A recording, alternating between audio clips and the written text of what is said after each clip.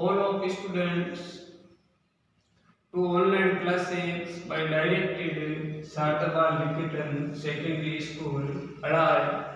I am Remuka. I am going to teach you title name voice.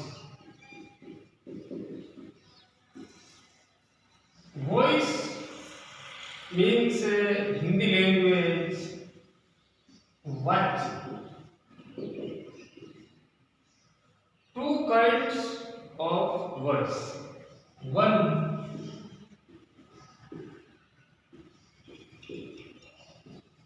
active voice. Second passive voice.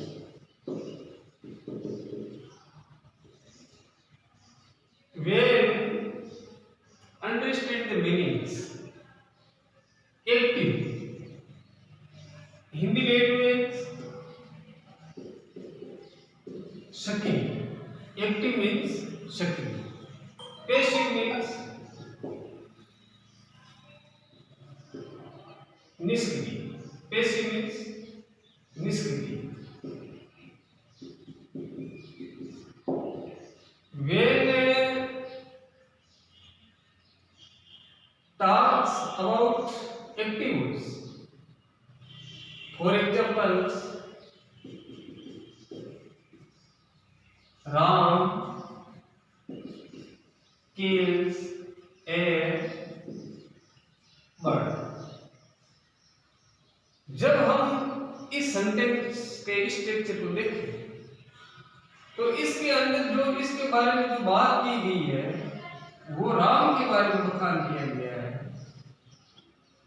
और इसके अंदर इसके structure को देखें तो Ram subject, kills verbs, a bird object. In this sentence Ram is dominant. Ram इस sentence में प्रधान and a birds is passive in this sentence. यानी ए बर्ड्स है वो निष्क्रिय. इसके अंदर जब when we change active sentence into passive sentence, we have to learn the rules of words. Thus, active, passive. A bird is killed by ram. In this sentence, a bird is dominant, major. यानी इस sentence में राम है वो गौण है और इसके अंदर प्रधान है वो कौन है? A birds. जब हम इन दोनों सेंटेंस के कंपैरिजन करते हैं, where we comparison between two sentence, where take out a results. बस जब कंपैरिजन करते हैं दोनों सेंटेंस में तो हम देखते हैं कि ऑब्जेक्ट था वो सब्जेक्ट के स्थान पर दिया और सब्जेक्ट था वो ऑब्जेक्ट के स्थान पर आया, और उससे पहले बाय प्रपोजिशन का प्रयोग. किल्स है यह फॉर्म चेंज होकर के kills change into third forms kill, यानी वर्ब की थर्ड फॉर्म में बदल. तो रूल से जब हम देखते हैं तो इससे क्या है, कुछ रूल उभर करके हमारे सामने आते हैं. वन,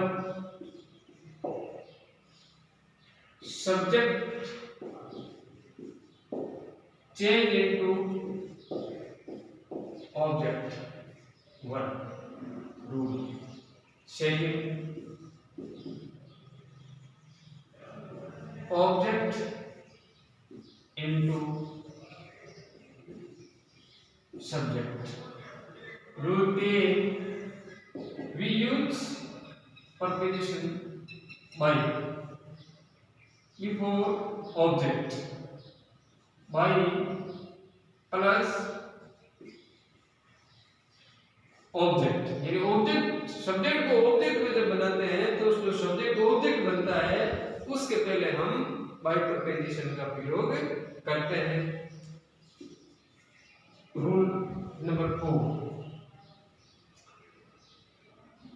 वर्ब की हम थर्ड फॉर्म का प्रयोग करते हैं। We use the third forms of verbs in passive voice. अब हम देखते हैं कि सब्जेक्ट को ऑब्जेक्ट में बदला, ऑब्जेक्ट को सब्जेक्ट में बदला और उसके पहले बाय प्रीपोजिशन लगाते हैं। वर्ब की हम थर्ड फॉर्म का प्रयोग करते हैं। इससे जो आगे का रूल है कि एक्टिव से पैसिव बनाते समय किस प्रकार से टेंस की जो वर्ब है उसका प्रयोग किया जाता है, उसके बारे में हम सीखेंगे कि how to use the verbs of tense in passive sentence. When we comparison active voice between active voice and passive voice. Rule number 8. Active voice,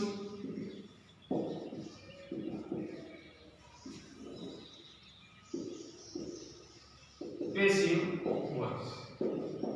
1, यदि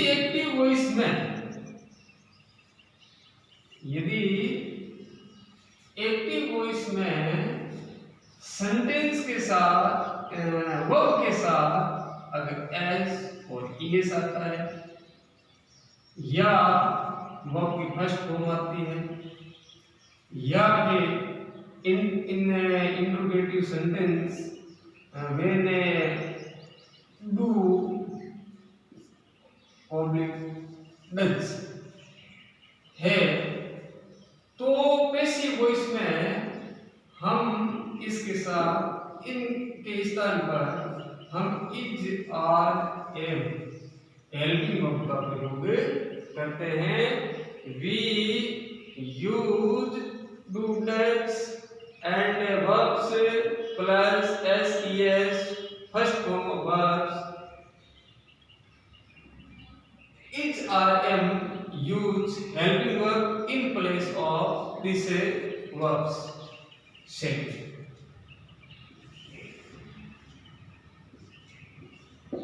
Each rm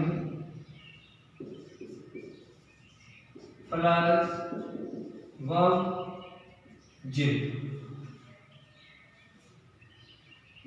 is are M यानी is are M present continuous tense की helping verb आती है तो हम helping verb को same ही रखते हैं, ओनली इसके साथ अपन को अपनी तरफ से बीन जोड़ना है और वर्ब की थर्ड फॉर्म का प्रयोग हमें करना है। यदि इसी के साथ ही यदि हेज और हेव आता है और वर्ब की थर्ड फॉर्म आती है, if implied sentence have plus verb की third form we change into passive voice has oblique have plus been plus verb third forms of verb। 4, यदि if implied sentence has been have been main verb के साथ ing यानी verb plus gerund, we don't change the sentence into passive voice। has been oblique have been plus verb first form implied ing, we don't no change into passive voice sentence। Next 5, simple past simple past verb की second form और did change into passive voice the verbs of tense was were third form of verb past continuous was were plus verb did was verb was plus were being third forms of verb we use the sentence in passive sentence.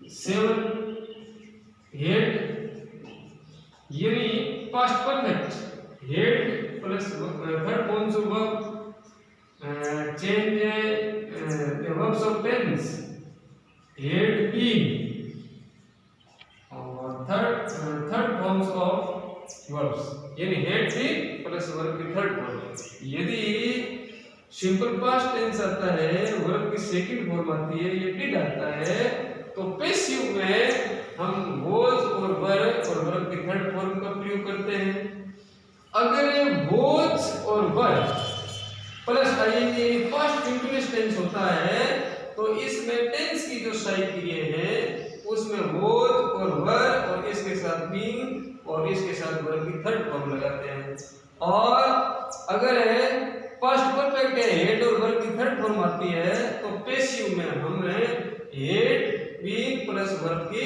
Third form लगाते हैं यानी simple present